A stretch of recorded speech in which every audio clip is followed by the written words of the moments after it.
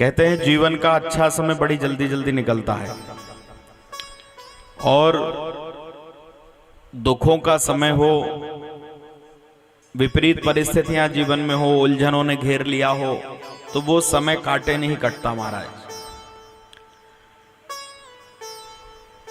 और नहीं तो कथा अनुष्ठान, तीर्थ यात्रा, कोई मंगल कार्य इतनी जल्दी जल्दी संपन्न होते हैं, लगता है समय थोड़ी देर ठहर जाता तो अच्छा होता, लेकिन समय बड़ी स्पीड से आगे चलता है। विद्वान कहते हैं कि परमात्मा की कृपा से जो देह मिली है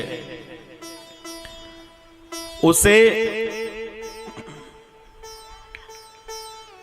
हीरा सो जन्म पाए के तेने व्यर्थ गवायो रे, राम नाम नहीं गायो तेने राम नाम नहीं गायो रे। भगवान की कृपा से 84 लाख जीव योनियों की सर्वोत्तम सर्वश्रेष्ठ देह हमको और आपको प्राप्त हो गई।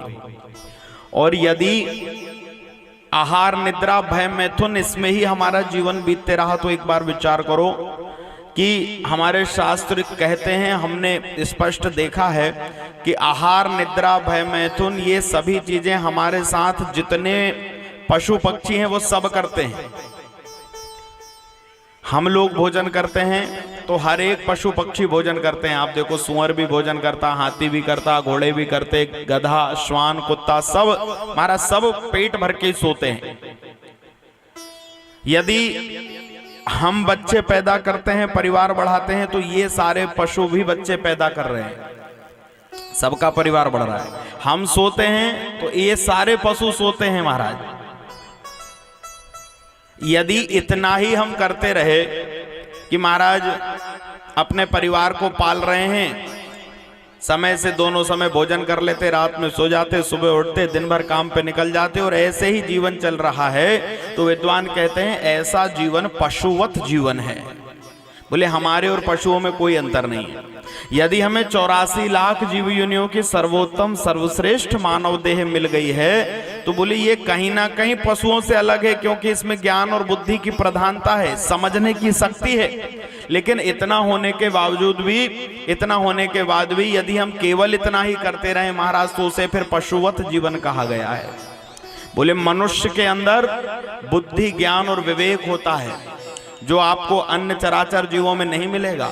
आपने कभी नहीं देखा होगा कि बहुत सारे गधे एक साथ मिलकर कथा सुन रहे हो बैठ के कहीं। हाँ, ऊंट, घोड़े, बकरे, मुर्गे, महाराज जाने जितने भी जीव हों, आपने किसी को नहीं देखा होगा, क्योंकि इनके अंदर विवेक नहीं है, इनको अच्छे बुरे का ज्ञान नहीं है, इनको पता नहीं है।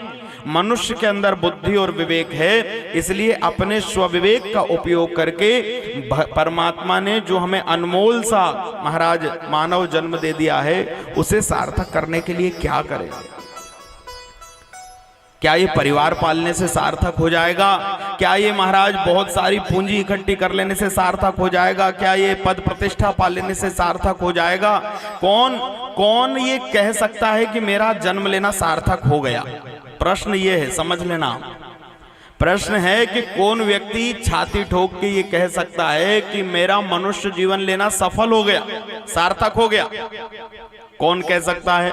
बोले महाराज जो मंत्री संतरी बन गया हो, बहुत बड़े पद पे पहुंच गया हो, वो कह सकता है। कोई बहुत बड़ा अमलात्मा बिमलात्मा महात्मा बन गया हो, वो कह सकता है। जिसके पास बहुत सारा धन समूह इकट्ठा हो गया हो, वो कह सकता है। जिसके पास पद प्रतिष्ठा हो, वो कह सकता है। विद्वान कहते हैं नहीं, शास्त्र में कहा कि महाराज कौन ये कह सकता है, किसको ये मान लेना चाहिए कि मेरा मनुष्य जीवन सफल हो गया?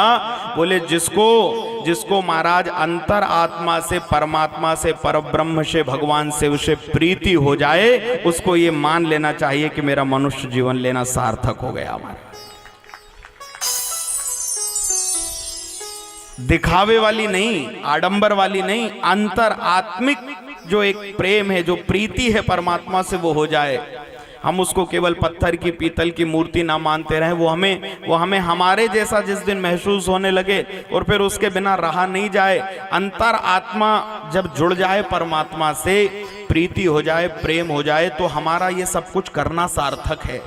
हम जितने जीवन में महाराज व्रत, उद्यापन, कथा, तीर्थ यात्रा, दान, धर्म, पुण्य जो भी करते हैं ना, इन सब का अंतिम एक लक्ष्य यदि आप जानना चाहें, हम चाहे कोई भी महाराज कारण हो, हम किसी भी, कोई 16 सोमवार रह रहा है, कोई पशुपतिनाथ कर रहा है, कोई मंदिर जा रहा, कोई तीर्थ जा रहा, कोई भंडारे कर रहा, कोई, इन सारे जितने भी धार्मिक सुकृत कर्म हैं उन सबका अंतिम लक्ष्य यही है कि परमात्मा से प्रीति हो जाए, भगवान से प्रेम हो जाए। और ये नहीं हुआ तो भगवान व्यास ने लिखा है कि श्रम एव ही केवलम, ऐसा मान लेना चाहिए कि हमने जीवन भर जो कुछ किया वो सब एक काम था, एक मेहनत करी महाराज। श्रम एव ही केवलम, केवल इतना ही हमारे साथ गया। प्रीति कैसे होगी? बोले भगवान से प्रेम हो उसके लिए परमात्मा के विषय में जानना पड़ेगा। भगवान से प्रीति हो जाए, भगवान महाराज, भगवान में हमारी अटूट श्रद्धा हो जाए, विश्वास हो जाए। क्योंकि महाराज विश्वास और श्रद्धा क्या है? विश्वास और श्रद्धा महाराज, विश्वास है भगवान शंकर और श्रद्धा है माता पार्वती। भवानी शंकरो वंदे श्रद्धा विश्वास रूपिणो।